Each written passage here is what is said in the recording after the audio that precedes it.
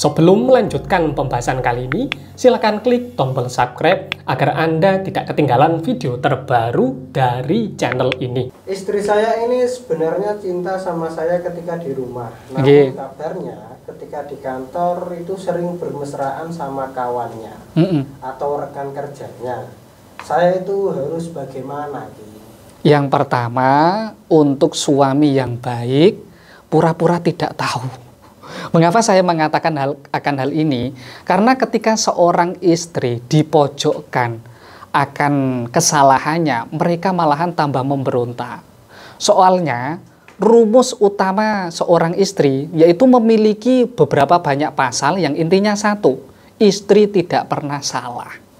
Maka langkah yang perlu kita lakukan, yang sering tak ajarkan sama saudara-saudara kita lainnya itu dengan mengajaknya rekreasi, dengan melakukan hal-hal kebaikan, otomatis seorang istri itu akan mengingat hal-hal yang baik. Ketika hal-hal yang baik ini selalu teringat, maka mereka akan menyadari, loh, suami saya ini begitu baik, masa saya di luar sana tidak menjaga fitrah saya sebagai seorang istri. Itu istri yang baik pasti memiliki sifat ini, Kang.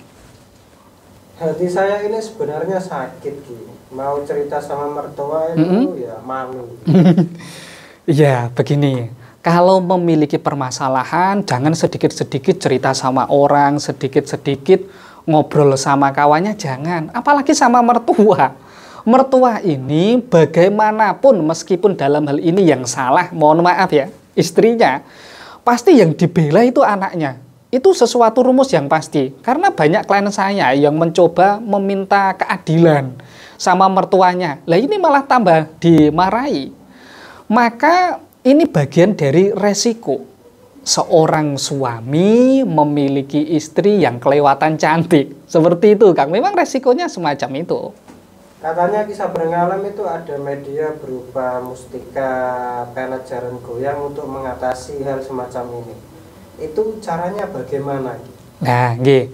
Setelah jenengan tadi mengajak jalan-jalan pasangannya, mengajak jalan-jalan istri sama anak-anaknya, otomatis kan timbul ikatan spiritual lebih mendalam.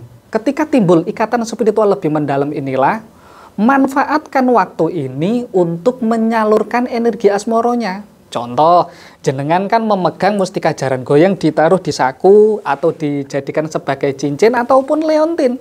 Nanti ketika ada makanan atau minuman, energi dari mustika jaran goyang ini disalurkan di makanan ataupun minumannya. Kemudian kasihkan sama pasangannya, istrinya, plus sama anaknya, gitu. Nah, untuk mendapatkan bimbingan semacam ini dari kisah berengalam itu saya harus bagaimana? Oke. Bimbingan ini prosesnya pastinya tidak 1 hari 2 hari, Mas. Saya membimbing seseorang ini disesuaikan dengan keadaan spiritualnya. Maka untuk hal ini monggo saya persilahkan secepatnya bisa langsung hubungi saya di nomor yang tertera di bagian deskripsi. Jangan menunggu sampai pasangannya ini melakukan hal-hal keburukan baru menghubungi saya. Ini malah bermasalah. Maka ketika ada gejolak-gejolak yang kurang bagus, langsung menghubungi saya. Ngoten, Kang.